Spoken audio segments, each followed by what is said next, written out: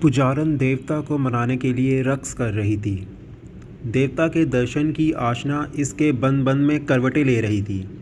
इसके मुतहरिक कदमों, गर्दिश करते लहराते बाजुओं में, गर्दन के तनाव और कमर की लचक में, अब्रुओं की जुंबिश, आँखों की पुतलियों की लर्जिश में, पलकों की थरथराहट में, सांसों के तमूज में, धड़कन की ताल में वहशत भरी इल्तिजा थी।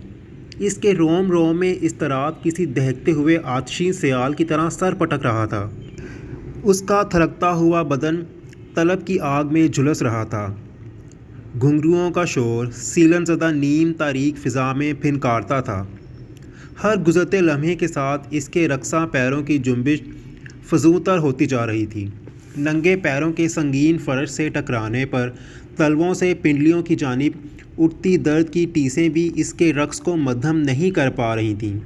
इसके रक़्स में किसी मुँहज़ोर पहाड़ी चश्मे जैसी दीवानगी थी। सनम कदे की दीवारें एक लहजा दूर हटती महसूस होती तो अगले पल एक दूजे में मदगम होने लगतीं। घूमता और डोलता हुआ मोहब्बत स्याही माइल सुर्खी में मलफूफ नज़र आता था, जैसे इसकी आँखों की रगें फट गई हों, जैसे इनसे लहू रसने लगा हो। वो रक़्स करती रही। इसके तलवों में बर्छियाँ खुभ रही थीं। टूट कर बिखरते हुए घुंघरू इसके थरकते पैरों तले आते तो जिल्द उधड़ जाती। इसके पैरों से खून रिसने लगा। मंदिर के फर्श पर शंग्रफी धब्बे फैलने लगे। वो नाचती रही। पैरों से बहता हुआ लहू, जिस्म की चिटकती हुई हड्डियाँ और टूटती रगें इसे रुक जाने पर मजबूर कर रही थीं, निढाल होकर गिरने पर माइल कर रही थीं, मगर वो नाचती रही। फिर ऐसा लम्हा आया जब मंदिर की हर शय ने वजूद का लिबादा उतार कर अदम की चादर ओढ़ ली। सिर्फ दासी रह गई और देवता के सिवा वो हर शय से रिश्ता तोड़ चुकी थी। हर दर्द, हर तकलीफ़ से मावरा हो चुकी थी। ये इसके रक़्स का नुक्ता अरूज था।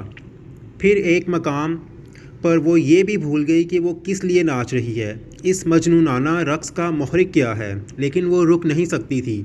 अब इसका जिस्म इसके इख्तियार में नहीं रहा था। फिर एक होलनाक गड़गड़ाहट सुनाई दी, जैसे कोई तलिस्म टूट गया। इसके वजूद से लिपटी नादीदा जंजीरों के आखिरी बल खुल गए। इसके नाचते पांव थम गए। बुतकदा डोल रहा था। पथरीली दीवारों में दरारें बन रही थीं। छत झुकी चली आ रही थी। खून टपकाती आँखों से इसने बामुश्किल देखा कि शांत आसन में बैठे देवता ने पहलू बदला था। देवता दर्शन देने आ चुके थे। इसकी तपस्या के कारण बंधन खुल गए थे। देवता की बंद आँखों के संगी पपोटे थरथराए और आँखें चिरकर कानों तक खुल गईं। तब पहली बार इसे खौफ महसूस हुआ। मंदिर की फ़िज़ा में अजब तरह की कसाफत घुल गई थी। पाकीज़ा सकूत तार तार हो चुका था और हर गोशे से वहशत के सपोलिये रेंगते हुए इसके कदमों में सरसराने लगे। तब पुजारन को अदराक हुआ कि वो ऐसा नहीं चाहती थी। देवता संगलाक चबूतरे से कदम उतार रहे थे। चरणों में रखे पूजा की आरती के फूल खून आलूद फर्श पर बिखर गए थे। इसने भागने के लिए इधर उधर निगाह दौड़ाई। मंदिर का दरवाज़ा मुनहदिम हो चुका था। बाहर निकलने की राह मसदूद हो चुकी थी। लम्हा ब लम्हा देवता इससे करीब तर होते रहे थे। इसने दूर हटना चाहा और लड़खड़ा कर ढेर हो गई। अब इसे याद आया था कि इसके पाँव लहूलुहान थे। इसमें एक कदम उठाने की सकत ना थी। दासी ये बात फरमोश कर बैठी थी कि देवता जब तलक सिंहासन पर विराजमान रहें, साकत और जामद हों, फरियादों और इल्तिजाओं से बेनियाज रहें तो देवता होते हैं, और जब सांस लेने लगें, जमूद टूट जाए तो देवता नहीं रहते, इंसान हो जाते हैं। और इंसानों से खौफ तो आया ही करता है। जेठ की गुलाबी शाम सलोनी कबा ओढ़े डेवड़ी की नीम पुख्ता दीवार से लिपटी सिसक सिसक कर दम तोड़ रही थी, और इसका गुलाबी रंग पिघल पिघल कर हबज़दा रात के नीम तारीक सियाल में घुलता जा रहा था। इस मिट्टी हुई शाम की नीम जान आँखों में गज़ब की उदासी थी। मगरिब की अज़ानों को तमाम हुए कुछ वक्त बीत चुका था, मगर शहनशीनों और ऊंचे पेड़ों की आखिरी फंकों पर अब तक मौजनों की खुशुलहानी का लम्स ठहरा हुआ था। वो खासी देर से बेहिस्सो हरकत लेटी इमली के पत्तों की सफ़ेद सब्ज़ रंगत को गहरा होते हुए देख रही थी। मगरिब की अज़ान इसकी समात पर बहुत धीमी सी दस्तक देकर लौट गई थी। इतना इर्ताश भी पैदा ना हुआ था कि इसकी निगाहों का ज़ाविया बदल सकता। اماں اس کی پائنتی بیٹھی باسی روٹی کے کچلوندے بنا بنا کر مرغیوں کی جانب اچھال رہی تھیں۔ کنیز ہینڈ پمپ کا اکھڑے ہوئے روغن والا کھڑکھڑاتا ہوا ہینڈل دونوں ہاتھوں سے تھامے اسے ایک جھٹکے سے فضا میں اچھالنے کے بعد جسم کے پورے زور سے نیچے کی جانب دبا دیتی۔ پیتل کی جھرجھری کے پیندے سے ٹکراتی پانی کی دھار کی گھر گھر، نلکے کے ہینڈل کی کھوں کھچڑ کھوں اور کچلوندوں پر جھپکتی مرغیوں کی کٹ کٹ کی آوازیں اس کے چاروں اور ہلکورے لیتی کچھ باور کرانے کی کوشش میں سر پٹک رہی تھیں۔ نی ایشو، اٹھ نماز پڑھ لے۔ اماں کی آواز سے غیر مرئی خول میں دراڑیں پڑ گئیں۔ ساری آوازیں بے قرار ہو کر اس کی سماعت کی طرف بھاگیں۔ ایشو اٹھ نماز پڑھ لے، بوڑھے نلکے کے چیختے ہوئے سینے سے ہانپتی کھانستی آواز نے التجا کی۔ نماز پڑھ لے، اٹھ جانی۔ مرغیوں نے روٹی کے ٹکڑوں سے منہ پھیر لیا اور ایک آہنگ ہو کر اسے پکارنے لگیں، اٹھ جا، اٹھ نماز پڑھ لے۔ پانی کی دھار کان کی لو سے چمٹ کر ناک کی طرح پھنکارنے لگی، نماز پڑھ لے، اٹھ نماز پڑھ لے، نماز پڑھ لے۔ املی کی شاخیں سرسراتی ہوئی آواز میں چلانے لگیں، رین بسیرا کرنے والی چڑیاں شور مچانے لگیں۔ اس نے کروٹ بدل کر ایک نظر ماں کو دیکھا مگر اٹھ کر نہ بیٹھی۔ اٹھ جا میری دھی، ویلا تنگ پڑتا جا رہا ہے، بانگوں کو تو بڑا ٹائم ہو گیا، شام کی نماز کا وقت تو ویسے بھی تھوڑا ہوتا ہے۔ وہ خاموش رہی اور کچے فرش کو انگلی سے کریدنے لگی، اٹھ جانی، کیسے لک توڑ کے بیٹھی ہے۔ اماں نے اس بار آواز میں تحکم سمو کر کہا۔ وہ آہستگی سے اٹھی اور پاؤں میں سلیپر گھسیٹ کر ڈھیلے قدموں سے چلتی نلکے کے پاس چلی گئی۔ کنیز نے جھرجھری اٹھا کر قریب کھڑی عصمت کے سر پر ٹکائی جسے اس نے ایک ہاتھ سے تھام لیا تھا۔ جاتے ہوئے مستری اصغر کے گھر پیغام دیتی جانا، آ کے ہمارا نلکا ٹھیک کر جائے۔ اللہ جانے کیا نقص پڑ گیا ہے، کبھی کبھی تو بالکل گارا کیچڑ آنے لگتا ہے، نیری مٹی۔ ابے کو 4 دفعہ یاد کرایا پر ابے کو کچھ یاد رہے تب نہ۔ عصمت سلام کر کے پلٹ گئی تو وہ عائشہ کی جانب متوجہ ہوئی جو ایک ہاتھ نلکے کے ہینڈل پر رکھے چپ چاپ کھڑی تھی۔ چل آگے ہو، وضو کرنا ہے کہ نہیں؟ وہ چوکی گھسیٹ کر بیٹھ گئی اور کنیز صابن کی ٹکیا اس کے قریب رکھ کر نلکا چلانے لگی۔ کنیز سب سے نکا چوچا گلی میں نکل گیا ہے، بھاگ کے جائیں، کسی سائیکل کے نیچے نہ آ جائے۔ اماں کی گھبرائی ہوئی آواز پر وہ تیزی سے بھاگی۔ چوزے کو ڈربے میں بند کرنے کے بعد جب وہ لوٹی تو عائشہ کو دیکھ کر ٹھٹک گئی۔ وہ اب تک چوکی پر بیٹھی بڑے انہماک سے جھاگ کے گولے بنا کر مشغول تھی۔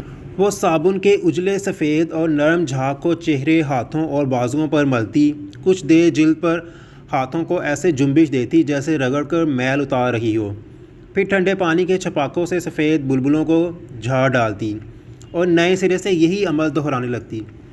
وہ کچھ دیر یوں ہی کھڑی رہی، اسے اندیکھا میل دھونے دیکھتی رہی، پھر اس کے قریب جا کر نلکے کے گرد چنی ہوئی پختہ اینٹوں کی مین پر بیٹھ گئی۔ کون سا میل جمع ہے تیرے پنڈے پر جسے دھو دھو کے ہلکان ہوئی جا رہی ہے؟ وہ اس کی طرف دیکھے بنا بدستور کوہنیوں پر صابن ملتی رہی۔ تجھے کیا ہوا ہے ایشو؟ نماز میں سستی تو کبھی نہیں کی تھی تو نے؟ کل تو نے فجر کی نماز قضا کر دی تھی، اب مغرب کے وقت بے فکری سے بیٹھی صابن سے کھیل رہی ہے۔ سورج چھپے تو بڑی دیر گزر گئی، اب کہاں وقت رہا ہے نماز کا؟ اس نے ایک لا تعلق نظر کنیز کے چہرے پر ڈالی اور پیروں کی انگلیوں میں خوشبودار جھاگ کو رگڑنے لگی۔ تو بولتی کیوں نہیں؟ گیمبر سے آ کر کتنی گمسم ہو گئی ہے، خدا جانے تجھے کیا ہوتا جا رہا ہے، نہ بولتی ہے نہ ہنستی ہے، کہیں باہر بھی نہیں جاتی۔ آسماں کتنی بار آ چکی ہے بلانے کے لیے، آپا کی تیل مہندی سے رخصتی تک ہر رسم میں وہ اور اس کی بہنیں ہمارے ساتھ ساتھ رہی ہیں، بالکل سگے رشتہ داروں کی طرح، اور اب ان کی خوشی کا وقت ہے تو یہ صابن کی جان تو چھوڑ دے۔ کنیز نے جھنجھلا کر اس کے ہاتھ سے صابن کی ٹکیا لے لی۔ تجھے کیا وہم ہو گیا ہے؟ ایک ہفتے میں تو نے 4 ٹکیاں صابن کی گھول ڈالی ہیں، کیا بلا چمٹ گئی ہے تیرے جسم سے جسے مل مل کے اتارتی ہے؟ کوئی جواب دیے بنا اس نے ہاتھ کا چلو بنا کر نل کے نیچے کر دیا۔ کنیز نے ہتھے کو زور سے نیچے کی جانب دبایا اور اس کی اوک میں بدرنگ پانی گرا۔ عائشہ تیزی سے ہاتھ جھٹک کر پیچھے ہٹی۔ پھر وہی مصیبت، اب بس اس نلکے کا پانی نہیں استعمال کرنا، گھر میں کوئی بیمار ہی نہ ہو جائے۔ بجلی گھڑی موڑی نہ جائے تو کوئی دکھ ہی نہیں، موٹر کے پانی سے 5 منٹ میں ٹینکی بھر جاتی ہے۔ عائشہ نے ہاتھ کو سونگھا اور دوپٹے سے صاف کرتے ہوئے اس کی طرف یوں دیکھا جیسے پہلی بار دیکھ رہی ہو۔ اس پانی سے بو آ رہی ہے، جیسے گٹروں سے آتی ہے۔ یہ پانی ناپاک ہے، نجس ہے، اس سے وضو کیسے ہو سکتا ہے؟ وضو تو ہوا ہی نہیں، نماز کیسے پڑھوں؟ بندہ پاک ہی نہ ہو تو نماز کیسے پڑھے؟ کنیز نے بے دھیانی سے اس کی بات سنی۔ وہ اس نیلے سے نشان کو بغور دیکھ رہی تھی جو دوپٹہ سرکنے پر اسے عائشہ کی ہنسلی کی ہڈی پر نظر آیا تھا۔ اس نے ہاتھ بڑھا کر دوپٹہ ہٹانا چاہا تو عائشہ نے یکدم اس کا ہاتھ جھٹک دیا۔ شاید وہ اس کی نظروں کا زاویہ جان گئی تھی۔ نیل کیسے پڑا تیری گردن پر؟ اس نے متعجب ہو کر پوچھا۔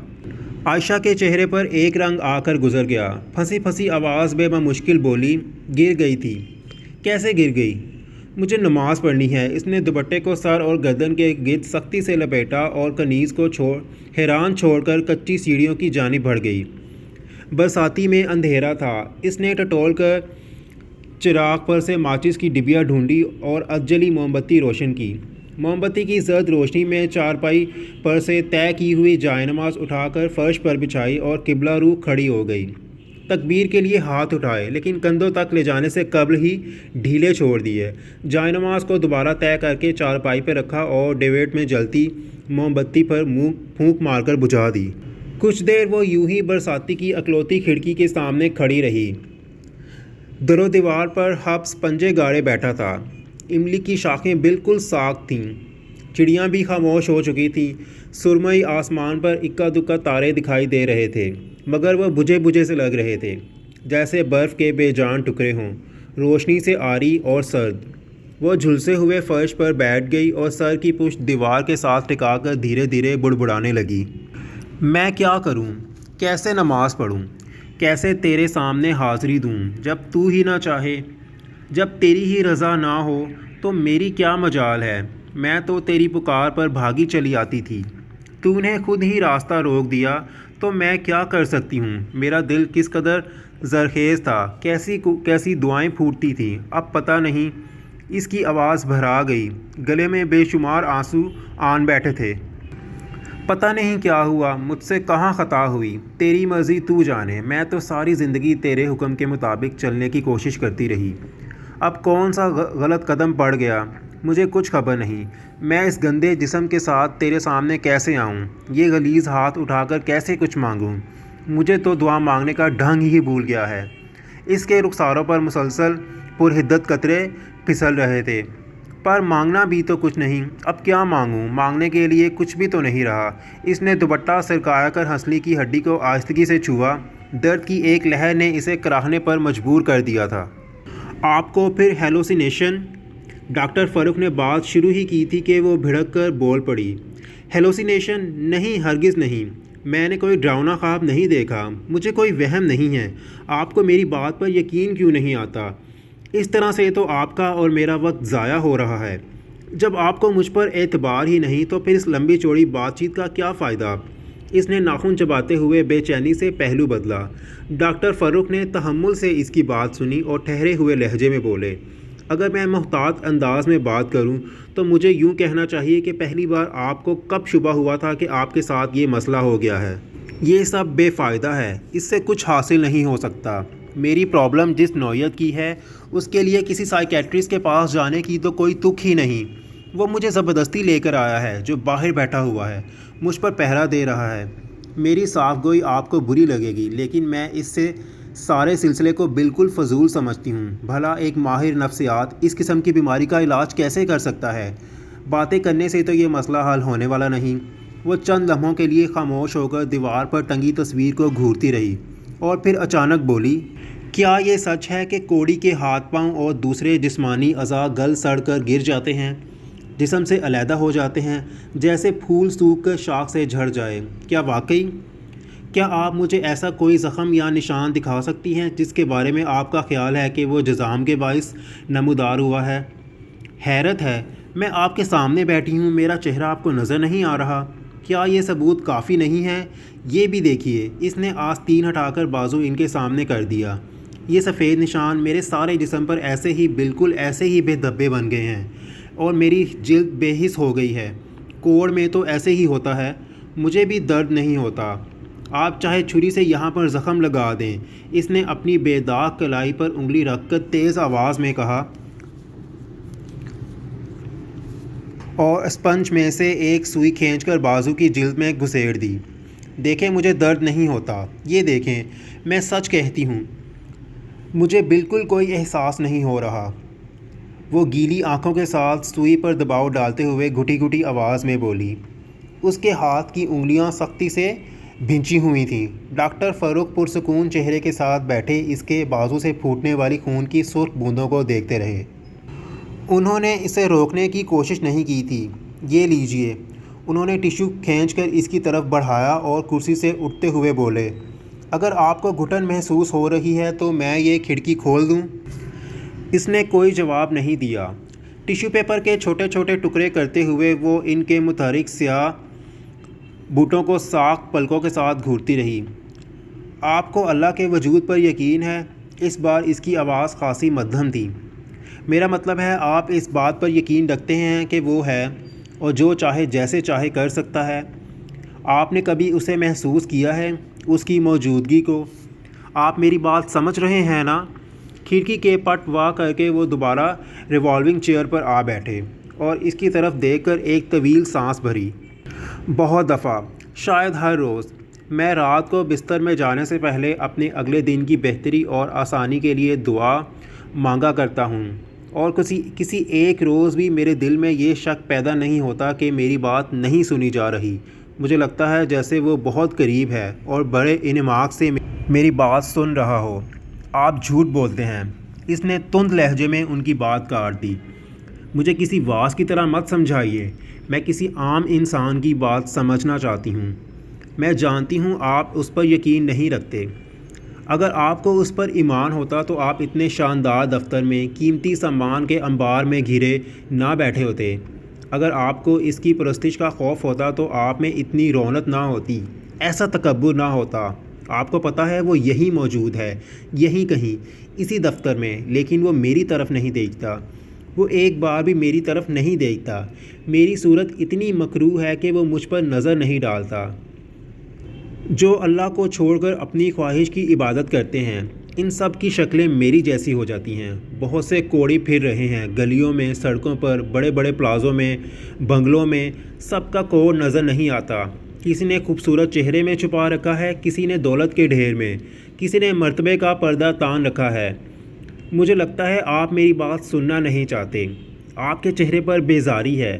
وہ مٹھی میں بھینچے ہوئے ٹیشو پیپر کے ٹکڑے میز کی سطح پر پھینک کر چلائی۔ میں آپ کی بات توجہ سے سن رہا ہوں، آپ بولتی رہیے، جو آپ کے دل میں ہے کہہ ڈالیے۔ جب کسی گھناؤنے اور مکروہ گناہ کا ارادہ کرتے ہیں تو وہ روک کیوں نہیں دیتا، دل کیوں نہیں پھیر دیتا؟ چھوٹی سی نیکی کرنے کی خاطر اتنی مشکلات کیوں سہنا پڑتی ہیں؟ نیک لوگوں کا راستہ آسان کیوں نہیں ہوتا؟ وہ آنکھوں پر ہاتھ رکھ کر سسکنے لگی تھی۔ ڈاکٹر فاروق نے اسے تسلی دینے کے لیے کچھ نہیں کہا۔ وہ پرسوچ نگاہوں سے اس کے کھلے ہوئے سر کو دیکھتے رہے۔ کچھ دیر بعد اس نے چہرے سے ہاتھ ہٹائے تو انہوں نے ایک ٹیشو پیپر اس کی طرف بڑھایا۔ اس بار اس نے ٹیشو پیپر نہیں لیا تھا۔ جزام، چھوت کا مرض ہے شاید۔ اس نے کرسٹل کا پیپر ویٹ اپنے قریب کھسکایا۔ ایک شخص سے دوسرے شخص کو لگ سکتا ہے۔ مجھے لگتا ہے اس نے مجھے اس بیماری کے جراثیم منتقل کیے ہیں، وہی جو باہر بیٹھا ہے۔ اس کا لہجہ قدرے رازدارانہ ہو گیا۔ آپ نہیں جانتے، بلکہ ابھی تک کسی کو بھی شک نہیں گزرا، دراصل اسے بھی کوڑ ہے۔ میں نے خود اس کے گلتے ہوئے زخموں میں سفید سفید کیڑوں کو رینگتے دیکھا ہے۔ سخت بدبو تھی۔ تعفن سے میری سانس بند ہو رہی تھی۔ میں سوچتی ہوں میرا بچہ ایسی حالت میں، پتہ نہیں، کبھی کبھی مجھے لگتا ہے جیسے وہ مردہ ہو، جیسے میں بے جان گوشت کا لوتھڑا اٹھائے پھرتی ہوں۔ لیکن نہیں، مجھے آپ سے کسی سے بھی اس سلسلے میں بات نہیں کرنی چاہیے۔ وہ خاموش ہو کر ناخن چبانے لگی۔ میں ضرور سننا چاہوں گا۔ ڈاکٹر فاروق کے چہرے پر ایسے تاثرات پیدا ہوئے جیسے اس کے اس طرح خاموش ہو جانے پر انہیں افسوس ہوا ہو۔ وہ خاموشی سے نظریں جھکائے پیپر ویٹ کو انگلیوں سے گھماتی رہی۔ جس وقت کا آپ ذکر کر رہی ہیں، سوچ کر بتائیے، کیا ان لمحات میں آپ کو اپنے شوہر سے کراہت محسوس ہوئی تھی؟ میرا مطلب ہے یہ بہت نیچرل ہے۔ وہ پیپر ویٹ کو مزید تیزی سے حرکت دینے لگی۔ آپ خود کو غیر محفوظ تصور کرتی ہیں؟ کیا آپ کو مختلف لوگوں سے یہ خطرہ محسوس ہوتا ہے کہ وہ آپ کو نقصان پہنچائیں گے، یا کبھی آپ کو اپنے شوہر سے خوف محسوس ہوتا ہو جیسے وہ آپ کے دشمن ہیں؟ کبھی کبھی ایسا ہوتا ہے نا کہ جس شخص کے ساتھ بہت عرصے سے رہتے آ رہے ہوں، اچانک وہ بالکل اجنبی لگنے لگتا ہے، کسی دوسرے سیارے سے آئے ہوئے ایلین کی طرح۔ وہ اس بار بھی چپ رہی۔ آپ ایجوکیٹڈ ہیں، سمجھدار ہیں، دلیل کی زبان سمجھ سکتی ہیں۔ ابھی آپ نے تذکرہ کیا کہ آپ نے اپنے شوہر پر مکھیوں کو بھن بھناتے ہوئے دیکھا۔ اس وقت آپ کے شوہر بیڈ روم میں تھے؟ اس نے آہستگی سے سر ہلایا۔ وہ یقیناً رات کا وقت ہوگا، آپ کے بیڈ روم میں ایئر کنڈیشنر تو ہوگا۔ وہ ساکت بیٹھی رہی۔ اس کے ہونٹ یوں آپس میں پیوست تھے جیسے وہ ہمیشہ چپ رہنے کا تہیہ کر چکی ہو۔ کیا آپ کسی طرح مجھے یہ بات سمجھا سکتی ہیں کہ آپ کے ایئر کنڈیشن بند کھڑکیوں والے بیڈ روم میں مکھیاں کیسے آ گئیں؟ آپ مسلسل یہی کوشش کر رہے ہیں کہ مجھے جھٹلا سکیں۔ اس نے جھٹکے سے سر اٹھا کر ان کے چہرے پر نظریں جما دیں۔ میری سمجھ میں نہیں آتا آپ کیسے معالج ہیں۔ میری پرابلم سمجھنے اور میری رہنمائی کرنے کی بجائے آپ منطق اور دلیل کی بحث میں الجھے ہوئے ہیں۔ مجھے جو کچھ نظر آتا ہے میں وہی کہتی ہوں۔ وہ چیخ کر بولتے ہوئے کرسی سے اٹھ کھڑی ہوئی۔ میں نے یہاں آ کر صرف اور صرف اپنا وقت برباد کیا ہے۔ وہ نشست کے ہتھے سے لٹکا شولڈر بیگ پکڑنے کے لیے جھکی تو اس کا ہاتھ لگنے سے پیپر ویٹ لڑک کر قالین پر گر گیا۔ اس نے پیپر ویٹ اٹھانا چاہا مگر ڈاکٹر فاروق نے ٹوک دیا۔ کوئی بات نہیں، ابھی ہمارا وقت ختم نہیں ہوا۔ آپ مناسب سمجھے تو پلیز بیٹھ جائیں۔ ان کے لہجے کا تحمل اور دھیما پن اب بھی برقرار تھا۔ اس شیشے کے گولے کو آپ نے قالین پر گرتے دیکھا ہے، آپ نے دیکھا ہے نا؟ اگر یہ سچ ہے تو جو میں کہتی ہوں وہ بھی جھوٹ نہیں۔ وہ جھوٹ کیسے ہو سکتا ہے؟ میں آپ سے کہوں کہ پیپر ویٹ نہیں گرا، آپ کے سامنے ٹیبل پر رکھا ہوا ہے۔ آپ کو وہم ہوا ہے تو آپ مان جائیں گے؟ آپ کیسے مان سکتے ہیں کہ یہ سچ نہیں وہم ہے؟ کیسے مان لیں گے؟ وہ تیز قدموں سے دروازہ پار کر گئی تھی۔ بس کو ٹھینگ موڑ سے پتوکی کے لیے روانہ ہوئے 20 منٹ کو گزر چکے تھے۔ ابا ٹھینگ موڑ کے تک آنے کے ساتھ آئے تھے۔ انہیں خداحافظ کہتے ہوئے نہ جانے کیوں اس کا گلا بھر آیا تھا۔ اس کا دل چاہ رہا تھا ابا سے کہے کہ وہ اس کے ساتھ گیمبر چلیں اور جب تک وہاں رہنا پڑے اس کے ساتھ ہی رہیں۔ کالج چھوڑنے کے لیے جایا کریں، واپسی پر لینے کے لیے آئیں، ہر دم سائے کی طرح اس کے ساتھ لگے رہیں۔ اس کا بس چلتا تو وہ کلاس روم میں بھی انہیں ساتھ والی نشست پر بٹھا لیتی، مگر یہ سب کیسے ہو سکتا تھا؟ وہ تو دل مضبوط رکھنے کا کارآمد گر اس کی مٹھی میں تھما کر چلے گئے تھے۔ پتہ نہیں دل کیسے مضبوط رکھا جاتا ہے۔ اس کے اندر انجانے اندیشے کلبلا رہے تھے۔ کالج کے تصور سے ایک عجیب وحشت ہو رہی تھی۔ اس نے تو اپنے آبائی اسکول کی آدھی پنجابی آدھی اردو بولنے والی، بات بے بات ڈنڈے سے دھنائی کرنے والی کلاس کو سر جھکا کر بیٹھنے کا حکم دے کر اپنے آنے والے ننھے یا ننھی کے لیے بنائی کرنے والی جمائیاں لیتی میز پر کوہنیاں دھر کے اونگتی ہوئی استانیاں دیکھی تھیں۔ کالج کی رعب دار اور پرتمکنت شخصیت والی کسی لیکچرار سے آج تک اس کا واسطہ نہیں پڑا تھا۔ کیا ہی اچھا ہوتا جو ایف اے کی طرح بی اے بھی پرائیویٹ کر لیتی، مگر برا ہو انگریزی اور پولیٹیکل سائنس کا، جنہوں نے اسے گھر سے بے گھر ہونے پر مجبور کر دیا تھا۔ پھر ابا کو نہ جانے کیوں یہ وہم سا تھا کہ کالج میں پڑھنے سے اس میں کچھ آفاقی خصوصیات پیدا ہو جائیں گی، وہ کوئی خاص قسم کی شے بن جائے گی۔ ابا کے برعکس اسے اس طرح کی کوئی امید نہیں تھی۔ اماں نے کتنا احتجاج کیا، اسے تایا جان کے گھر بھیجنے کی تجویز سن کر وہ کس قدر چراغ ہوئی تھیں، مگر ابا ڈٹے رہے۔ اماں کی رائے کو وہ کبھی بھی اہم نہیں گردانتے تھے، سو اماں کے خدشات کو انہوں نے قطعی کوئی اہمیت نہیں دی تھی۔ دل سے وہ بھی اماں کی ہم خیال تھی اور اس نے دبے دبے لفظوں میں یہ بات ابا تک پہنچائی بھی تھی، مگر بے سود۔ ان مانے جی سے جب وہ اپنے کپڑے، کتابیں اور ضرورت کی چند دوسری اشیاء ٹیچی کیس میں رکھ رہی تھی تو اسے بار بار رونا آ رہا تھا۔ کیسری چوزے نے، جو اس کا سب سے زیادہ لاڈلا تھا، مکھیوں کے پیچھے ادھر سے ادھر بھاگتے ہوئے ایک دو بار اس کے پیر پر ٹھونگے مارے تو اس کا جی چاہا کہ اسے بھی باقی سامان کے ساتھ ٹیچی کیس میں رکھ لے، لیکن ابا پر تو جلدی سوار تھی۔ اسے کنیز سے یہ کہنے کا موقع بھی نہ مل سکا کہ اس کے چوزے کو روزانہ 2 بادام پیس کر یاد سے کھلاتی رہے، اور اب وہ اس ٹوٹی کھڑکیوں اور اکھڑی ہوئی سیٹوں والی بس میں تھی جو ناہموار سڑک پر ہچکولے کھاتی نہایت سست روی سے چل رہی تھی۔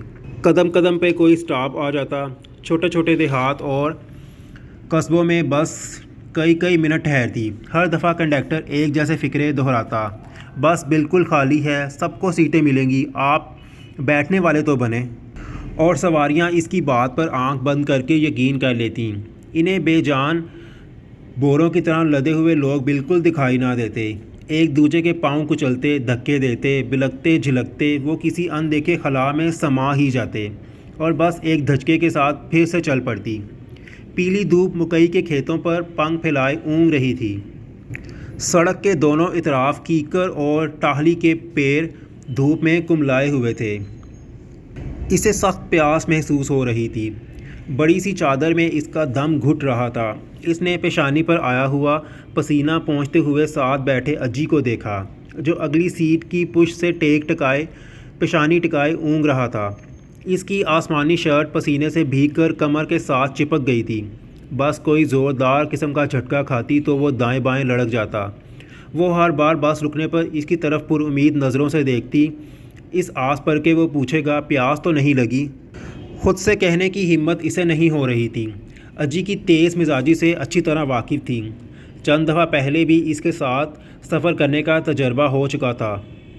سفر کے دوران پانی پینے یا باتھ روم ڈھونڈنے کی فرمائش سن کر وہ فرمائش کرنے والے کو یوں گھورتا جیسے اسے کچا ہی چبا جائے گا۔ حالانکہ منجلے بیٹے آصف کو تو اس نے ایک بار بس میں برف کا گولا دلانے کے لیے ضد کرنے پر ہلکے ہاتھ کے 2 تھپڑ بھی لگا دیے تھے۔ یہی سب سوچ کر وہ اب تک خاموش بیٹھی تھی۔ بس چونیا شہر میں رکی تو کولڈ ڈرنکس کی بوتلیں دے کر اس کی پیاس یکلک حد سے سوا ہو گئی۔ حلق میں جیسے کانٹے اگ آئے تھے۔ خشک ہونٹوں کو زبان سے تر کرتے ہوئے اس نے ایک بار پھر اجی کی طرف دیکھا۔ وہ اب بھی سابقہ پوزیشن میں تھا۔ اجی، اس نے آہستگی سے آواز دی۔ چند بار اور بلانے پر جب وہ ٹس سے مس نہ ہوا اور بس بھی روانگی کے لیے پر تولنے لگی تو مجبوراً اس کا کندھا دھیرے سے ہلایا۔ اس نے سر اٹھا کر ادھر ادھر دیکھا اور بالوں میں انگلیاں چلاتے ہوئے بولا، پتوں کی آ گیا، مجھے پیاس لگی ہے۔ اس کی نظروں کا زاویہ فوراً تبدیل ہوا۔ چند لمحے وہ سر آنکھوں سے اسے گھورتا رہا، پھر حسب توقع دھاڑا، پتوں کی چل کے پانی پی لینا، اب تیری خاطر ساری بس رکی رہے گی، مجھے پہلے پتہ ہوتا تو کولر ساتھ لے کے چلتا۔ اس نے نشست کی بیگ سے سر ٹکا کر آنکھیں موند لیں۔ ٹھیک ہے، پتوں کی پہنچ کے پی لوں گی، اس نے تھوک نگل کر کہا اور کھڑکی سے باہر دیکھنے لگی۔ کیا ٹھیک ہے، اب تو پتوں کی تک دل میں مجھے کوستی رہے گی اور صبر کے بڑے بڑے گھونٹ پیتے گی، خود پر ترس کھائے گی۔ یہ سارا کچھ کرنے کی بجائے تو کہہ کیوں نہیں دیتی کہ نا جی میں تو صبر نہیں کر سکتی، ابھی پانی پیوں گی۔ ٹھیک ہے جی۔ وہ ہنکارا بھر کے سیٹ سے اٹھ گیا۔ وہ بدستور کھڑکی کی جانب رخ کیے بیٹھی رہی۔ کچھ دیر بعد اس نے گھٹنے پر رکھے اپنے ہاتھ کی پشت پر جوس کے ڈبے کی خوشگوار گیلی ٹھنڈک کو محسوس کیا تھا۔ بس سابقہ سست روی سے چل پڑی تھی۔ داخلہ فارم تو نے خود پر کیا تھا نا؟ خالی ڈبہ باہر پھینکتے ہوئے اجی نے پوچھا۔ جی۔ سارے ہجے غلط لکھائی، جیسے پیر کی انگلیوں میں پین پھنسا کر خطاطی کی ہو۔ مجھے بڑی شرم آ رہی تھی تیرا فارم کلرک کو پکڑاتے ہوئے۔ وہ پوچھ لیتا کہ بھائی کس پاگل خانے کو داخل کرانے لگے ہو جسے یہاں اپنے علاقے کا نام بھی ٹھیک لکھنا نہیں آتا تو میری کتنی بےعزتی ہوتی۔ کنگن پور میں تو نے گاف کے 3 ڈنڈے ڈالے تھے۔ بندہ پوچھے یہ اردو کا کون سا حرف ہے جس میں 3 ڈنڈے آتے ہیں؟ وہ بتا سکتی تھی کہ تیسرا ڈنڈا دراصل زبر تھا۔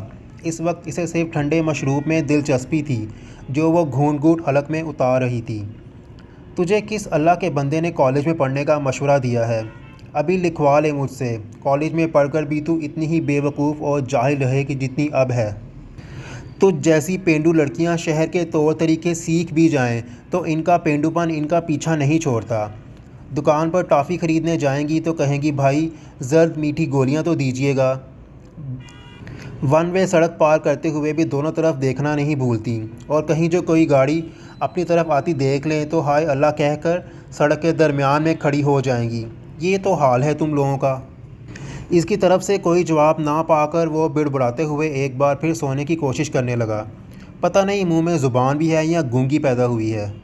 پتوں کی سے اڈا گیمبر تک کا سفر نسبتاً بہتر تجربہ تھا، مگر بس بہرحال بس ہوتی ہے۔ اس کا مخصوص ماحول کبھی بھی پیش منظر سے اوجھل نہیں ہوتا۔ بس اسٹاپ سے تایا جی کے گھر تک 7-8 منٹ کا پیدل راستہ تھا۔ جامع مسجد والی گلی سے گزر کر جب وہ بجھے ہوئے نیلے رنگ کے دروازے اور سفید چونے سے بنی دیواروں والے پختہ مکان کے سامنے پہنچے تو سفر کی کوفت اس کے اعصاب پر بری طرح سوار ہو چکی تھی۔ وہ فوراً ہی کسی چارپائی پر گر کر بے سدھ ہو جانا چاہتی تھی۔ دروازہ کھلا تھا۔ پختہ اینٹوں کا ناہموار فرش جس پر جا بجا خشک ہونٹوں سے اترتی پپڑیوں کی مانند سیمنٹ اکھڑا ہوا تھا، ابھی ابھی دھویا گیا تھا۔ صحن میں تائی جان کی کھڑی چارپائی پر کوہنی کے بل دراز تھیں۔ ان کے بالوں میں مہندی لگی تھی جسے سکھانے کے لیے وہ دھوپ میں لیٹی تھیں۔ برآمدے کی چیکیں اٹھی ہوئی تھیں۔ صدف باورچی خانے کے دروازے میں فرش پر بیٹھی آلو چھیل رہی تھی۔ انہیں دیکھ کر وہ دوپٹے سے ہاتھ صاف کرتی اٹھی اور آ کر اس کے گلے لگ گئی۔ تائی اماں چارپائی سے ٹانگیں لٹکا کر بیٹھ ضرور گئی تھیں، مگر ان کے چہرے پر مسکراہٹ کے کوئی آثار دکھائی نہ دیتے تھے۔ اس کے سلام کا جواب بھی انہوں نے اتنی مدھم آواز میں دیا کہ وہ سن بھی نہ سکی۔ صدف دوبارہ ترکاری بنانے میں بیٹھ گئی تھی۔ اجی اس کا اٹیچی کیس برآمدے میں رکھ کر باہر چلا گیا تھا۔ وہ تائی جان کے پاس چارپائی کے ایک سرے پر ٹک گئی۔ پتوں کی زیادہ نزدیک نہیں پڑتا تھا، بھلے تم روز آتی جاتی، وہاں تو بہت بڑا لڑکیوں کا کالج ہے، ادھر بڑی مصیبت ہے۔ فوجی چھکڑا یہاں گیمبر تک تو آتا ہی نہیں۔ صدف کو روز 1-1.5 کلومیٹر پیدل چل کے چیک پوسٹ جانا پڑتا ہے، واپسی پر پھر وہی کھیچل، پاس بنوانا پڑتا ہے، نہیں تو ڈرائیور گاڑی میں بیٹھنے نہیں دیتا۔ پتوں کی میں داخلہ لے لیتی تو گھر سے دوری تو نہ سہنی پڑتی۔ پردیس پھر پردیس ہی ہوتا ہے، چاہے گلیاں سونے کی اینٹوں سے ہی کیوں نہ بنی ہوں اور شہر کے مینارے چاندی کے ہوں۔ 100 اونچ نیچ ہو جاتی ہے۔ بھائی کریم نے پتہ نہیں کیا سوچ کر تمہیں ادھر داخل کروایا ہے۔ تائی جان نے آتے ہی اسے باور کرا دیا کہ وہ اس کے آنے سے خوش نہیں ہیں۔ ان کا رویہ اس کے لیے غیر متوقع نہیں تھا۔ یہ کوئی ڈھکی چھپی بات نہیں تھی کہ تائی جان ان کے گھر کے کسی بھی فرد کو پسند نہیں کرتی تھیں۔ پتوں کی بڑا دور پڑتا ہے، ادھر سے پہلے کنگن پور سے ٹھینک موڑ آؤ، پھر آگے پتوں کے لیے وہ دوسری بس پکڑنی پڑتی ہے۔ سفر تو تھوڑا ہے پر 1.5-2 گھنٹے لگ ہی جاتے ہیں۔ ابا کہتا تھا ہاسٹل میں نہیں رہنا، اس لیے جی وہ جلد از جلد وہاں سے اٹھ جانا چاہتی تھی، مگر اس خواہش پر عمل نہیں کر سکتی تھی۔ تائی جان دوبارہ پہلے والی پوزیشن میں لیٹ کر سامنے والی دیوار کو دیکھنے لگی تھی۔ وہ یوں لا تعلق ہو چکی تھی جیسے وہ یہاں موجود ہی نہ ہوں۔ اس کی سمجھ میں نہیں آ رہا تھا کہ وہ اپنی موجودگی کو کس طرح سے ظاہر کرے۔ صدف نے بھی رسمی سوالوں کے بعد چپ سادھ لی تھی۔ اس وقت اس کی تمام تر توجہ پیاز اور آلوؤں پر تھی۔ تایا جی کہاں ہیں؟ آخرکار اسے ایک فکرہ سوجھ ہی گیا۔ مولوی صاحب کی بچی فوت ہو گئی ہے، جنازے کے ساتھ قبرستان گئے ہیں۔ پھر وہی خاموشی اس کے چاروں اطراف گردش کرنے لگی۔ جامع مسجد سے ظہر کی اذان کی آواز بلند ہوئی۔ اسی دم اجی 7 اپ کی 2 بوتلیں پکڑے دروازے سے اندر داخل ہوا تھا۔ اسے جس طرح چھوڑ گیا تھا اسی حال میں بیٹھے دیکھ کر اس نے بے اختیار پیشانی پر ہاتھ مارا۔ او تو اب تک ویسے ہی بکل مار کے بیٹھی ہے، گرمی نہیں لگتی تجھے؟ یہ لوئی تو اتار دے، اندر چل کے ایئر کولر کے آگے بیٹھ، چل اٹھ میں نماز پڑھ لوں۔ بالکل پڑھ نماز حاجن بی بی، ہمارے لیے بھی دعا کر دینا۔ صدف تو نے اسے پانی شانی پلایا ہے یا اب تک پیاسی بیٹھی ہے؟ لے یہ بوتلیں پکڑ، دودھ سوڈا بنا دے جلدی سے۔ اس نے چادر اتار کر الگنی پر ڈال دی اور اٹیچی کیس سے دوپٹہ نکال کر وضو کرنے غسل خانے میں چلی گئی۔ جب وہ نماز پڑھ کر دعا مانگ رہی تھی تو اجی دودھ سوڈا کا گلاس لیے پہنچ گیا۔ کتنی لمبی نماز پڑھتی ہے تو، اتنی دیر میں تو لوگ 4 نمازیں پڑھ لیتے ہیں۔ اس نے جائے نماز سمیٹ کر گلاس اس کے ہاتھ سے تھام لیا۔ ہانڈی بننے میں ابھی دیر ہے، میں بازار سے سالن اور روٹیاں لے آتا ہوں۔ بتا کیا کھائے گی؟ آلو قیمہ پائے یا نان حلیم لے آؤں؟ جو تمہارا دل کرے لے آؤ۔ کیوں جی تیری کوئی مرضی نہیں؟ وہ خاموش رہی۔ بتانی پڑتی ہے مرضی، کسی کو کیا پتہ اگلے بندے کے دل میں کیا ہے؟ اجی قدرے جھک کر معنی خیز لہجے میں بولا تھا۔ بلا ضرورت نواری پلنگ پر رکھے سرہانے کی شکنیں درست کرنے لگیں۔ اب میرے واپس آنے تک اکڑ کے بیٹھی نہ رہنا، ٹھنڈی ہوا میں آرام کر تھکن اتار لے، میں بس ابھی 2 منٹ میں آ رہا ہوں۔ جاتے ہوئے وہ ایئر کولر آن کر گیا تھا۔ تھکن سے چور تو وہ تھی ہی، خوشگوار نم ہوا نے اس کے اعصاب کو تھپکنا شروع کیا تو جلد ہی غنودگی طاری ہو گئی۔ بوجھل ذہن میں سفر کے واقعات، اماں ابا اور کنیز کی باتیں، کیسری چوزہ، اپنے گھر کے آنگن میں لگے ہوئے سیوتی کے پھول، تائی جان کا خوف زدہ چہرہ، کالج کی اونچے جوڑے والی میڈمیں، باچھیں پھاڑ کر کہکے لگاتی تیز ترار لڑکیاں، اور کالج کے بڑے بڑے کمرے کسی بار بار ریوائنڈ ہوتی فلم کی طرح مرتسم ہو رہے تھے۔ یہاں گزرے ہوئے تھوڑے سے وقت سے ہی اسے بخوبی اندازہ ہو چکا تھا کہ آئندہ کے حالات بہت مشکل ہوں گے۔ ساتھ والے کمرے سے تائی جان اور صدف کے باتیں کرنے کی مدھم اور غیر واضح آوازیں آ رہی تھیں۔ ایئر کولر کی گھوں گھوں اور مغربی دیوار کے ساتھ رکھے ڈیپ فریزر کی دھیمی سر سر کی کسی لوری کی مانند اس پر نیند وارد کر رہی تھی۔ بتدریج مکھیوں کی بھنبھناہٹ میں بدلتی آوازوں نے اسے بہت سی پریشان کن سوچوں سے چھٹکارا دلا دیا۔ اجی کے لوٹنے سے قبل ہی وہ سو چکی تھی۔ وہ بیدار ہوئی تو شام کا اندھیرا پھیل چکا تھا۔ تایا جی کے گھر آ گئے تھے۔ اسے سخت بھوک لگی تھی لیکن وہ اسے پاس بٹھائے دیر تک باتیں کرتے رہے۔ رات کو اس نے سب کے ساتھ ہی کھانا کھایا تھا۔ تایا جی عشاء کی نماز پڑھنے مسجد گئے تو دو چار پائیاں بچھانے میں صدف کا ہاتھ بٹانے لگی۔ تائی جان نے دونوں چیخیں گرائیں اور صدف کو مخاطب کر کے بولیں، عائشہ کا بستر اندر کمرے میں بچھا دینا، اس بیچاری کو کہاں عادت ہے ایئر کولر کے آگے سونے کی، کہیں ٹھنڈ ہی نہ لگ جائے۔ کے لہجے میں محسوس کیے جانے والا طنز تھا۔ برآمدے میں پانچ چارپائیاں آ بھی نہیں سکتیں، خواہ مخواہ آنے جانے میں تنگی ہوگی۔ رات کو 2-3 دفعہ تو ضرور ہی جاتے ہیں تمہارے ابو غسل خانے میں، اندھیرے میں چارپائیوں سے کہیں ٹھڈے نہ کھاتے پھریں۔ وہ خاموشی سے اندر آ کر اس نواری پلنگ پر لیٹ گئی جس میں دوپہر میں سوئی تھی۔ بے شک ان کے گھر میں ایئر کولر نہیں تھا اور ہو سکتا تھا کہ رات کو اسے ٹھنڈ بھی محسوس ہوتی، مگر تائی جان کی بات نے اسے بہت دکھ دیا تھا۔ اس نے سست روی سے اور قدرے ڈول کر گھومتے ہوئے چھت کے پنکھے کو دیر تک گھورتے رہنے کے بعد آنکھیں میچ لیں۔ اسے نیند نہیں آ رہی تھی، کچھ ہی دیر پہلے تو بھرپور نیند لے کر بیدار ہوئی تھی۔ کروٹوں کا ایک طویل سلسلہ اسے پلنگ کے ایک کنارے سے دوسرے کنارے تک منتقل کرنے لگا۔ نہ جانے رات کے کس پہر اسے ہلکی سی اونگ آئی تھی کہ کسی کے بلند آواز میں بولنے پر چونک گئی۔ اسے گرمی نہیں لگتی، ان کے گھر ایئر کولر نہیں ہے تو کیا ہوا، یہاں تو ہے، وہاں پر کھلی ہوا ہوتی ہے۔ ہمارے مکان سے ان کا گھر بہت بڑا ہے، اس طرح کا بند بند ککڑیوں کے ڈربے جیسا نہیں ہے، اندر چاہے گرمی سے اس کی جان نکل جائے۔ چل او صدف، اٹھ تو اسے باہر لے آ، میں سو جاتا ہوں اندر۔ یہ اجی تھا جو بہت غصے میں لگتا تھا، شاید وہ ابھی ابھی کہیں سے واپس آیا تھا۔ آہستہ بولو، تمہارے ابو جاگ جائیں گے، اور تمہارے دل میں جو ابال اٹھ رہے ہیں ان کی وجہ مجھے خوب معلوم ہے۔ نہیں مرتی وہ، کل سے وہ اکیلی سو جائے گی ایئر کولر کے آگے، ہم سب اندر لیٹیں گے۔ بہن کو نہ بے آرام کر، سارے دن کی تھکی ہوئی ہے۔ تائی جان گھٹی گھٹی آواز میں اسے گھرک کر بولی تھی۔ بے آرام نہ کر۔ کچھ دیر تک اجی کی بڑبڑاہٹ اور کچھ کھٹر پٹر اس کے کانوں تک پہنچتی رہی، پھر وہ خاموشی چھا گئی۔ اسے اپنے حلق میں آنسوؤں کی نمکینی محسوس ہوئی تھی۔ صبح تک وہ جاگتی رہی تھی۔ اگلے روز اتوار تھا۔ یہ تمام دن کمرے میں بیٹھے بیٹھے گزرا۔ رات کو سونے کا وقت ہوا تو وہ خود ہی اپنا بستر اندر بچھانے لگی۔ صدف نے اسے برآمدے میں لیٹنے کے لیے کہا، لیکن وہ آہستہ سے بولی، مجھے سردی لگے گی رات کو، میں یہیں ٹھیک ہوں۔ وہ کندھے اچکا کر چلی گئی۔ عفت آرا اس کے ساتھ قدم ملانے کی بھرپور کوشش کر رہی تھیں، مگر سرمئی سنگریزوں کی فراخ پٹی تھی کہ پھیلتی ہی چلی جا رہی تھی۔ انہوں نے تھکن زدہ نظروں سے تیزی سے دور ہوتی ہوئی جاسیہ کو دیکھا تھا۔ یک لخت وہ رک گئی، شاید اسے احساس ہو گیا تھا کہ وہ بہت پیچھے رہ گئی ہیں۔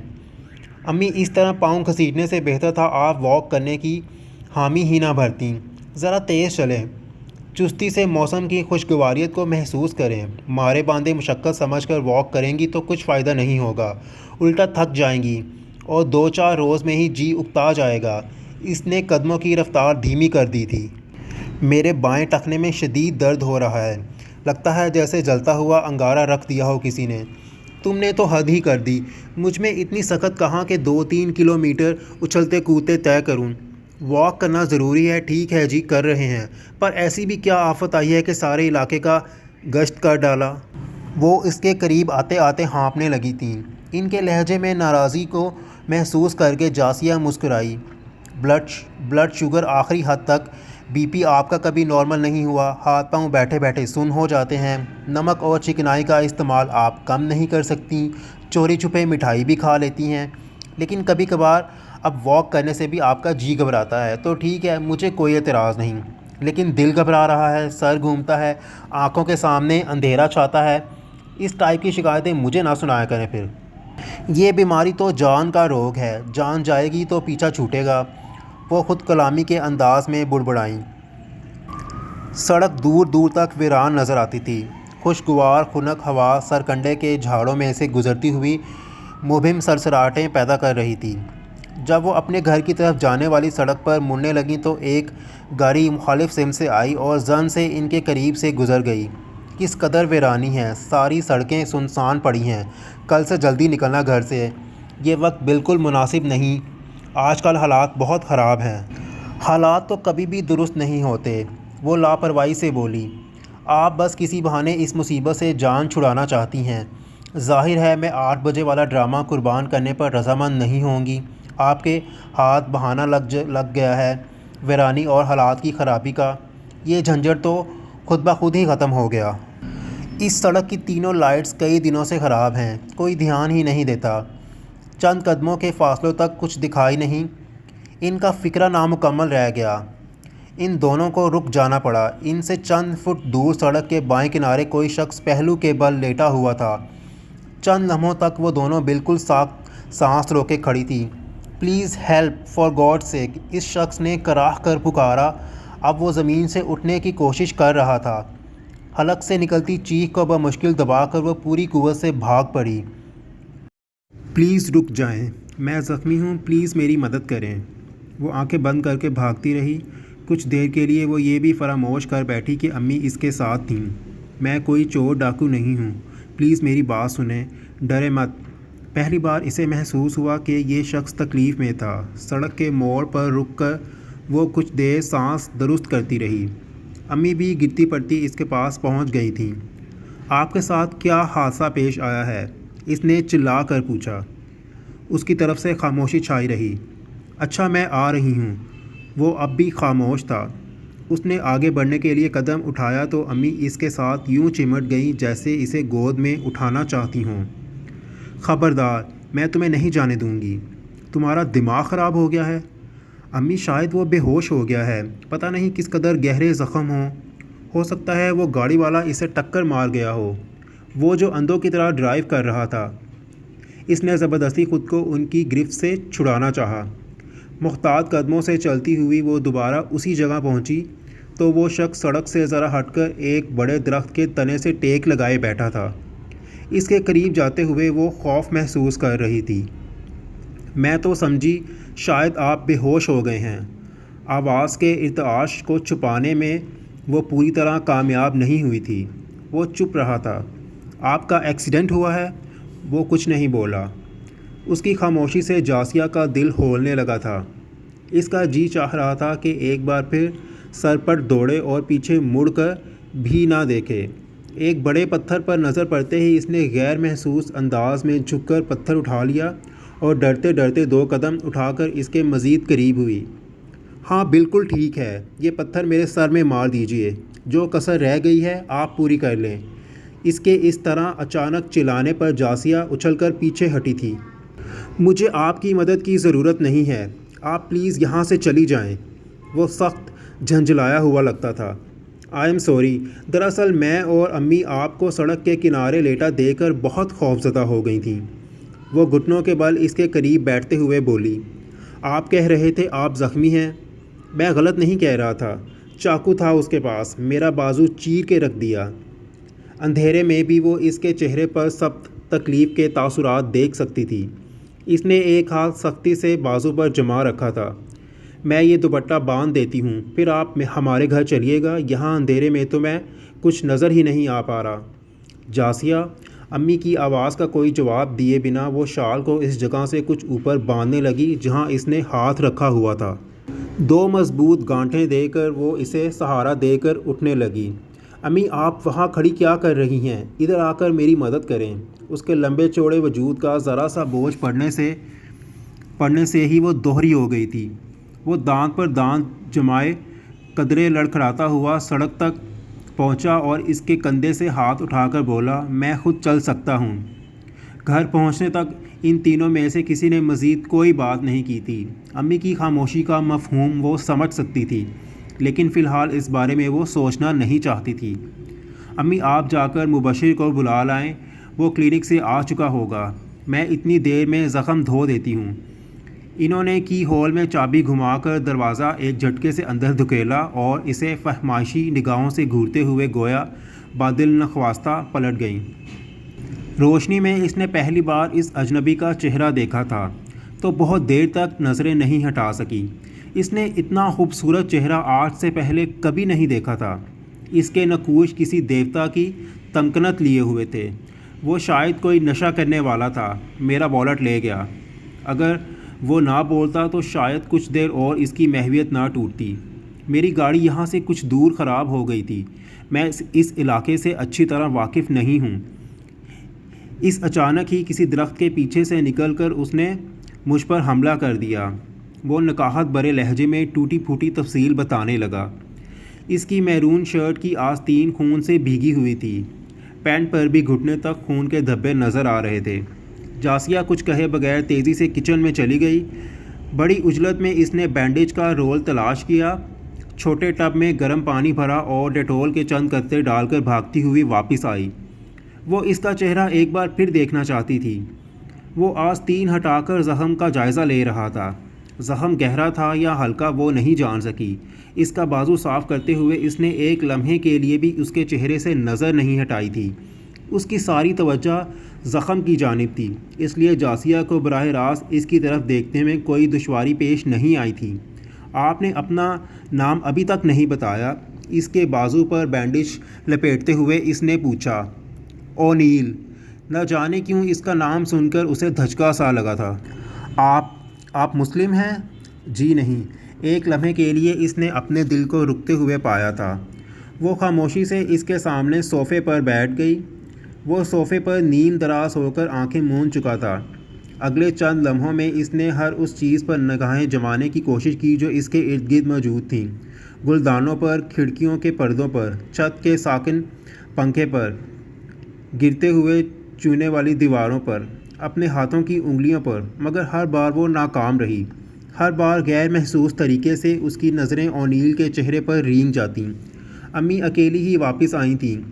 مبشر ابھی تک کلینک سے نہیں واپس آیا تھا۔ انہوں نے فون پر اسے آنے کے لیے کہہ دیا تھا۔ آنٹی آپ کا بہت شکریہ، میں اب خاصا بہتر محسوس کر رہا ہوں۔ خون تو رک ہی گیا ہے، زیادہ گہرا زخم نہیں ہے۔ اس نے سرخ ہوتی ہوئی پٹی کو ایک نظر دیکھا۔ میں چلا جاؤں گا، مجھے ذرا گائیڈ کر دیجئے، کنوینس کہاں سے ملے گی؟ ہمارے گھر کے بائیں طرف جو سڑک ہے اس پر سیدھے چلے جاؤ، ایک لین چھوڑ کر چوراہا آئے گا، وہاں سے ویگن مل جائے گی۔ آپ کو میری وجہ سے بہت زحمت ہوئی۔ وہ اٹھ کر کھڑا ہوا تو جاسیہ بے اختیار بول پڑی۔ مبشر بس آتا ہوگا، وہ آپ کو بائک پر چھوڑ آئے گا، اور ضرورت ہوئی تو کلینک بھی۔ مبشر کی بائک خراب ہے، امی نے اس کی بات کاٹ دی تھی۔ اونیل ہونٹ بیچے بیرونی دروازے کی طرف بڑھ گیا۔ جاسیہ کی سمجھ میں نہیں آ رہا تھا وہ کیسے اسے روک لے۔ اگر اتنی سرد مہری سے پیش امی نہ آتی تو وہ کچھ دیر اور اسے دیکھ سکتی تھی، معلوم نہیں وہ دوبارہ کبھی ملے گا بھی یا نہیں۔ اچانک کچھ خیال آنے پر وہ بھاگتی ہوئی دوسرے کمرے میں گئی اور پھر اسی رفتار سے اونیل کے پیچھے باہر نکل گئی۔ امی نے اسے روکنے کے لیے آواز دی تھی مگر اس نے انسنی کر دی تھی۔ یہ لے لیجئے۔ وہ رک کر مڑا تھا۔ آپ کو پیسوں کی ضرورت ہوگی، یہ رکھ لیں۔ اونیل نے جھجکتے ہوئے اس کے ہاتھ سے پیسے لے لیے۔ مجھے تو یاد ہی نہیں رہا تھا کہ میرے پاس ویگن کے کرائے کے لیے بھی پیسے نہیں ہیں۔ وہ ساخت پلکوں کے ساتھ اسے دیکھتی رہی۔ جب تک وہ نظر آتا رہا وہ وہیں کھڑی رہی۔ اس کے عقب میں قدموں کی آہٹ ہوئی تو وہ اندر جانے کے لیے مڑی۔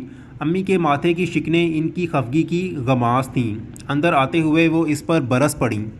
بے وقوفی کی کوئی حد ہوتی ہے، مبشر کو بلا لائیں۔ میں پاگل تھی جو اسے فون کرتی، سارے محلے میں مشہوری کر دیتا وہ۔ کچھ اندازہ ہے تمہیں میں نے ساری زندگی محتاط رہ کر گزاری ہے۔ اس طرح کی چھوٹی چھوٹی غلطیاں ہم عورتوں کو بہت بھاری پڑتی ہیں۔ تمہارا باپ زندہ ہوتا تو میں دیکھتی کس طرح تم ایک اجنبی کو گھر اٹھا لاتی ہو۔ زخمی تھا تو تمہیں کیوں درد اٹھا؟ ہمدردی کرنے کے لیے اور بہت لوگ ہیں اس دنیا میں۔ اور وہ جو زخمی نہ ہوتا، ڈرامہ کر رہا ہوتا، کوئی لٹیرا ہوتا تو پھر جانتی ہو؟ وہ خاموشی سے سر جھکائے ساری باتیں سنتی رہی اور پھر ان کے قریب سے گزر کر بالائی منزل کی سیڑھیوں کی طرف بڑھ گئی۔ بیڈ پر دراز ہو کر آنکھیں بند کیں تو اونیل کا چہرہ اس کے سامنے تھا۔ اس کی پیشانی کس قدر اجلی تھی، کسی فرشتے کی طرح۔ دائیں کن پٹی پر ایک سیاہ تل تھا۔ آنکھیں اتنی شفاف تھیں جیسے کانچ سے بنی ہوں۔ آنکھوں کا رنگ نہ جانے کیسا تھا، ہلکا بھورا یا شاید شربتی یا پھر سرخی مائل بھورا، نہ جانے کیا رنگ تھا۔ ایسی آنکھیں دنیا میں کسی اور کی ہوں گی نہیں۔ اس نے نفی میں سر ہلایا۔ ناک کا بانسا پیشانی سے پھننگ تک بالکل سیدھا، بھیگے بھیگے سے ہونٹ، اوپری ہونٹ ذرا سا اوپر اٹھا ہوا اور اسے بے نیاز ظاہر کرتا تھا۔ ٹھوری میں چھوٹا سا گڑھا تھا یا شاید نہیں تھا، لیکن محسوس ہوتا تھا۔ نہ جانے وہ کتنی دیر اس کے ایک ایک نقش کو ذہن میں دہراتی رہی، کبھی علیحدہ علیحدہ، کبھی اجتماعی طور پر۔ وہ دیوتا تھا، دیوتا جن کی عبادت کی جاتی ہے۔ اسے آنکھ کے گوشے سے کان کی جانب پھسلتی نمی کا احساس ہوا۔ اس نے انگلیوں کی پوروں سے اپنے رخسار کو چھوا۔ اس کا چہرہ گیلا تھا۔ وہ ساری رات جاگتی رہی۔ کروٹیں بدلتے بدلتے اس کے پہلو دکھنے لگے تھے۔ تمام رات چند ساعتوں کے لیے بھی اونیل کا چہرہ اس کے ذہن سے محو نہیں ہوا تھا۔ وہ اسے سوچنا نہیں چاہتی تھی مگر خود کو ایسا کرنے پر مجبور پاتی تھی۔ صبح کالج کے لیے تیار ہوتے ہوئے وہ سخت عجلت کا شکار تھی۔ ناشتے کے نام پر اس نے 2 گھونٹ پانی حلق سے نیچے اتارا اور بھاگم بھاگ گھر سے نکل گئی۔ امی رات والے واقعے کی وجہ سے اب تک ناراض تھیں، سو انہوں نے بھی اس افراتفری کی وجہ دریافت نہیں کی۔ گھر سے نکل کر اس نے وہ راستہ اختیار نہیں کیا جو اسے چوراہے کی طرف جاتا تھا، جہاں سے وہ روزانہ ویگن پر بیٹھتی تھی۔ اس کے قدم اس سڑک کی طرف اٹھ رہے تھے جہاں رات کو اونیل ملا تھا۔ اس نے کئی بار خود کو باز رکھنا چاہا، واپس پلٹنے کی کوشش کی، مگر کوئی تھا جو اس کا ہاتھ پکڑ کر کھینچ رہا تھا۔ اس کے پاؤں اس کے اختیار میں نہیں تھے۔ خاصی دیر تک مارے مارے پھرنے کے بعد اسے سڑک کے کنارے کھڑی ایک سیاہ کرولا نظر آ گئی۔ وہ اس جگہ سے قریب برگد کے فراخ تنے کی اوٹ میں اس طرح کھڑی ہو گئی کہ آنے جانے والوں کی نظروں سے محفوظ رہتے ہوئے سیاہ کرولا کو دیکھ سکے۔ جب اسے وہاں کھڑے کھڑے 1.5 گھنٹہ گزر گیا تو تھک کر زمین پر بیٹھ گئی۔ 1 گھنٹہ مزید گزر گیا، کوئی بھی کار کو لینے واپس نہیں آیا۔ ساکت کھڑی گاڑی کے ٹائروں اور بند شیشوں کو دیکھتے دیکھتے اس کی آنکھیں دکھنے لگیں۔ اس نے رسٹ واچ پر نظر دوڑائی۔ کالج سے چھٹی کا وقت ہونے ہی والا تھا۔ اس نے اس بارے میں ایک بار بھی نہیں سوچا تھا کہ آنے والے سے اونیل کے بارے میں کیسے پوچھے گی، کس حیثیت سے سوال کرے گی۔ ہو سکتا ہے مکینک کے ساتھ وہ خود بھی آ جائے۔ پھر میں اس سے کیا کہوں گی؟ کیا میں اپنی موجودگی ظاہر کر سکوں گی؟ اسے بتا سکوں گی کہ میں صبح سے کس لیے یہاں بیٹھی ہوں، کیسے اس سڑک سے گزرنے والی تمام گاڑیوں کو حسرت بھری نظروں سے تکتی رہی ہوں؟ کیا میں یہ سب کچھ کہہ پاؤں گی؟ اس کے پاس کسی سوال کا جواب تک نہیں تھا۔ بے شک میں کچھ نہ بول سکوں، بھلے میں اس درخت کے پیچھے سے نکل کر اس کے سامنے بھی نہ جا سکوں، مگر میں اسے ایک بار دوبارہ دیکھ تو لوں گی۔ اگر میں اسے دیکھ سکوں تو اس کا انتظار کا ذرا سا ملال بھی میرے دل میں باقی نہیں رہے گا۔ یہ ساری کوفت مٹ جائے گی۔ کاش وہ خود آ جائے، کاش۔ اسے گھر سے نکلے 7 گھنٹے ہو چکے تھے۔ اس وقت سے پہلے وہ کالج سے لوٹ کر آیا کرتی تھی۔ بیٹھے بیٹھے اس کا نچلا دھڑ اکڑ کر رہ گیا تھا۔ کندھوں کے پٹھوں میں کھنچاؤ پیدا ہو گیا تھا۔ کئی بار وہ واپس جانے کے ارادے سے اٹھی مگر چند قدم چل کر پھر وہیں آن بیٹھی۔ کچھ دیر اور، شاید اب کوئی آ جائے۔ یہ سفید گاڑی جو اس طرف آ رہی ہے، شاید وہ اس کالی کار کے قریب رک جائے۔ ڈرائیور نے رفتار کچھ مدھم تو کی ہے شاید، مگر کسی بھی گاڑی کے پہیے نہ تھمے۔ 4 بجنے والے تھے۔ وہ نم آنکھوں اور بے جان قدموں کے ساتھ گھر کی طرف روانہ ہوئی۔ امی اس کے انتظار میں دروازے کے سامنے بے چینی سے ٹہل رہی تھیں۔ اتنی دیر، شام ہونے والی ہے اور تم اب گھر آ رہی ہو؟ اتنا وقت کہاں گزارا؟ میں تمہیں کالج پڑھنے کے لیے بھیجتی ہوں، آوارگی کے لیے نہیں۔ وہ ہونٹ کچلتے ہوئے دھندلی آنکھوں سے زمین کو گھورتی رہی۔ اسکول کالج کی دوستیاں وہیں تک ہوتی ہیں، چھٹی کے بعد سب اپنے اپنے گھروں کو آتے ہیں، دوسروں کے گھروں کو نہیں چل پڑتے منہ اٹھا کر۔ ماں باپ بیچارے چاہے پریشانی سے مر جائیں مگر اولاد کو کوئی دکھ ہی نہیں۔ انہیں ہمیشہ ہی اس طرح بے تحاشا غصہ آتا تھا۔ جاسیہ نے شولڈر بیگ وہیں فرش پر پٹکا اور تند آواز میں بولی، آپ کو صرف تقریر کرنا آتی ہے، محبت کرنے توجہ دینے کا ڈھنگ آپ کو بالکل معلوم نہیں۔ آپ ٹیچر ہیں نا، اسکول میں بھی تقریریں جھاڑتی ہیں، گھر میں بھی لیکچر دیتی ہیں۔ وہ رونے لگی تھی۔ آپ نے مجھے دروازے سے اندر گھسنے نہیں دیا اور اعلان کر دیا کہ میں آوارہ ہوں۔ آپ نے مجھ سے پوچھا کہ اتنی دیر سے کیوں آئی ہو، تمہیں پیاس لگ رہی ہوگی۔ آپ نے پوچھا کہ صبح ناشتہ کیے بغیر چلی گئی تھی، اب تک کچھ کھایا یا نہیں۔ نہیں، آپ کو یہ سب پوچھنے کی کیا ضرورت ہے؟ پولیس والوں کی طرح تفتیش کرنا جانتی ہیں آپ نے کبھی میرے مسائل کو سمجھنے کی کوشش ہی نہیں کی۔ آپ بہت بے حس ہیں۔ وہ روتے ہوئے اندر چلی گئی تھی۔ عفت کچھ دیر گمسم سی وہیں جمی رہیں، پھر آگے بڑھ کر اس کی بکھری ہوئی کتابیں سمیٹی، بیگ پر لگی ہوئی گرد جھاڑی اور کتابیں اس کے اندر ڈال کر دروازے کی سیڑھیوں میں بیٹھ گئیں۔ جاسیہ نے کمرے کا دروازہ اندر سے بند کر لیا تھا۔ دستک دینے پر بھی اس نے کوئی جواب نہیں دیا۔ عفت کھانا گرم کر کے اس کا انتظار کرتی رہیں مگر وہ نیچے نہیں اتری۔ مغرب کی اذان کے وقت اس کے کمرے کا دروازہ کھلا اور وہ تیز تیز سیڑھیاں اترتی ہوئی بیرونی دروازے کی طرف بڑھ گئی۔ میں ایک پین خریدنے مارکیٹ تک جا رہی ہوں، آپ کو کچھ منگوانا ہے؟ وہ دروازے سے نکلتے ہوئے اس نے پوچھا۔ اس کی متورم آنکھیں اور سرخ ناک بتا رہی تھی کہ وہ دیر تک روتی رہی ہے۔ عفت کچھ کہنا چاہتی تھیں کہ باہر سرد ہوا چل رہی ہے، گرم جرابیں اور جوگرز پہن کر جاؤ، لیکن خاموشی سے اسے جاتے ہوئے دیکھتی رہیں۔ جاسیہ پھر اسی جگہ جا رہی تھی جہاں وہ سیاہ کرولا موجود تھی۔ فاصلہ تیزی سے طے کرنے کی خاطر وہ اس قدر تیز رفتاری سے چلتی رہی کہ وہاں پہنچنے پر اس کی سانسیں بے ترتیب ہو رہی تھیں۔ اب وہ جگہ خالی تھی، گاڑی وہاں موجود نہیں تھی۔ آسمان کے سینے سے پھوٹتا خنک اندھیرا اس کی رگوں میں اترنے لگا۔ برگد کی خمیدہ شاخیں چپکے چپکے ٹھنڈی آہیں بھر رہی تھیں۔ اس کی آنکھوں سے گرم پانی رسنے لگا۔ گھر تک جانے والا رستہ اسے کئی صدیوں کی مسافت لگ رہا تھا۔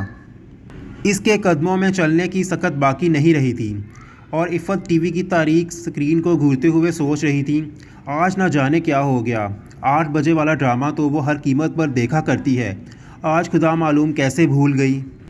بڑے سے سیاہ گیٹ پر بوگن ویلیا کی آتشی گلابی اور سفید کلیاں ایسے جھکی تھیں جیسے کسی گھوڑے کی پیشانی پر گری ہوئی ابال۔ گیٹ پار کرتے ہوئے وہ کچھ متوج سی تھی، کسی ایسی ہرنی کی طرح جو لگڑ بگوں کے گھول میں گھسنے پر مجبور ہو۔ اندر داخل ہوتے ہی وہ نیم چھتی نظر آتی تھی جس کے نیچے چوکیدار کرسی بچھا کر بیٹھا تھا۔ اس کے سامنے وسیع و عریض لان میں تقریباً ویسی ہی لڑکیاں ہرے، نیلے، گلابی اور زرد دوپٹوں کے ساتھ ادھر ادھر بکھری تھیں جیسے اس نے پہلے سے سوچ رکھی تھی۔ کالج اس کے تصور سے کہیں زیادہ بڑا تھا۔ آف وائٹ اور میرون رنگ میں ڈوبی عمارت یہاں سے وہاں تک پھیلی ہوئی تھی۔ سفیدے کے دیوکامت درختوں کی 2 رویہ قطاروں میں سے گزر کر وہ ایڈمن بلاک کے قریب پہنچی تو صدف ایک لڑکی کو دیکھ کر ٹھہر گئی۔ وہ ان دونوں سے بہت خوش اخلاقی سے ملی تھی۔ اس کے نیلے دوپٹے سے عائشہ جان گئی تھی کہ وہ 4th ایئر کی اسٹوڈنٹ ہے۔ لو جی، سارا مسئلہ ہی حل ہو گیا۔ عائشہ، یہ میری ہیں، یہ تمہیں ٹائم ٹیبل اور کلاس رومز کے بارے میں سمجھا دیں گی۔ ان کا نام عائشہ ہے، میری اس کا ہاتھ تھام کر ملائمت سے بولی۔ کہاں سے آئی ہیں یہ؟ کنگن پور سے۔ اچھا، باقی باتیں آپ اسی سے پوچھ لیں، میں تو جا رہی ہوں، ہسٹری کا پیریڈ نکل جائے گا ورنہ۔ عائشہ، تم فولنگ سے بچنا چاہتی ہو تو ان کے ساتھ ہی رہنا، نئی آنے والی لڑکیوں اور خاص طور پر تم جیسی لڑکیوں کی بہت گت بنتی ہے یہاں۔ صدف چلی گئی اور میری اسے ساتھ لے کر لان میں سے ہوتی ہوئی اندرونی عمارت میں آ گئی۔ نوٹس بورڈ کے سامنے ٹھہر کر اس نے عائشہ کی کلاسز کا شیڈیول نقل کیا اور ساتھ ہی اس کے متعلق سوال کرتی رہی۔ پھر وہ اسے سارے کالج میں گھمانے لگی، کلاس رومز دکھائے، کمپیوٹر لیب، لائبریری اور کینٹین دکھائی۔ اس دورانیے میں وہ عائشہ کے متعلق چیدہ باتیں جان چکی تھی مگر اپنے بارے میں اس نے کچھ نہیں بتایا تھا سوائے اس کے کہ وہ میری ہے اور ہاسٹل میں رہتی ہے۔ عائشہ کو پہلی ہی ملاقات میں وہ بہت اچھی لگی تھی۔ اس کی آواز میں طنز یا ترہم کی بجائے نرمی تھی۔ اس کی دودھیا رنگت میں سرخی کی واضح جھلک تھی۔ ہنستے ہوئے گالوں میں ننھے بھنور پڑتے اور سفید چمکدار دانتوں کی سیدھی قطار آنکھوں میں کھبنے لگتی۔ کٹورا سی آنکھوں میں نمی سی ہلکورے لیتی تھی، گھنے سے آپ بال کندھوں سے ذرا نیچے تک جھول رہے تھے۔ میری میں ہر وہ خوبی موجود تھی جو حسین ہونے کے لیے ضروری سمجھی جاتی ہے۔ اس کی اچھی صورت اور نرم خوئی کے علاوہ عائشہ اس لیے بھی خوش تھی کہ اس کی معیت میں وہ اس خوف سے کسی حد تک پیچھا چھڑا چکی تھی جو کالج کے حوالے سے اس کے اعصاب پر سوار تھا۔ صدف نے کہا تھا یہاں مسجد بھی ہے کالج میں، مجھے وہ دکھا دیں۔ اس نے میری کے ساتھ چلتے ہوئے کہا تھا، تم نماز پڑھتی ہو؟ جی ہاں، یہ ہے مسجد، اندر سے دیکھنی ہے تو آ جاؤ۔ مسجد کے مقابل شہتوت کے 3 درخت ایک قطار میں ایستادہ تھے، وہ ان کے سائے میں ٹھہر گئیں۔ بہت سی لڑکیاں مسجد میں آ جا رہی تھیں۔ یہ لڑکیاں اس وقت مسجد میں کیا کر رہی ہیں؟ نماز کا وقت تو نہیں ہے؟ اس نے پوچھا تو میری ہنس دی۔ مسجد میں واش بیسن کے اوپر آئینہ لگا ہے، لڑکیاں وہاں میک اپ درست کرتی ہیں، بال بناتی ہیں، نماز پڑھنے تو کوئی ایک آدھ ہی جاتی ہے۔ آپ کرسچن ہیں جی؟ عائشہ نے وہ سوال پوچھ ہی لیا جو کافی دیر سے اس کے دماغ میں گردش کر رہا تھا۔ نام سے میری مسلمان نہیں لگتی تھی۔ وہ شروع سے ہی اس بارے میں پوچھنا چاہ رہی تھی مگر جھجک گئی تھی۔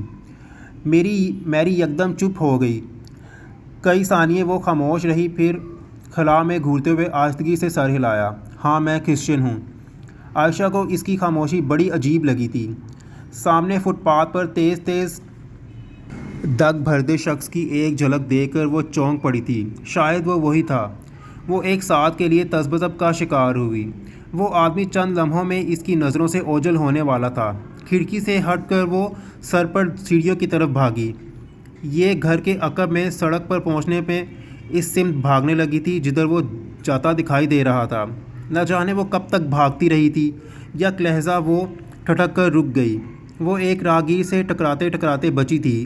اس نے اطراف میں نگاہ دوڑائی۔ وہ گھر سے کافی دور پرہجوم سڑک پر نکل آئی تھی۔ خالی و ذہنی میں وہ کچھ دیر ساکت کھڑی رہی، پھر اسے احساس ہوا کہ ارد گرد بہت سے لوگ اسے عجیب سی نظروں سے گھور رہے تھے۔ وہ جیسے ٹرانس سے نکل آئی۔ تیزی سے بھاگنے کی وجہ سے اس کی سانس پھول رہی تھی۔ اس کی نگاہ بھٹک کر اپنے پیروں کی جانب گئی تھی۔ خود فراموشی میں وہ ننگے پاؤں گھر سے نکل آئی تھی۔ اپنی آکورڈ پوزیشن کو محسوس کر کے وہ خجالت سے سر جھکا کر واپس مڑی۔ کیا میں کبھی اسے دیکھ نہیں پاؤں گی؟ اس کی آنکھیں اس تکلیف دہ سوچ سے پانی تلے ڈوبنے لگیں۔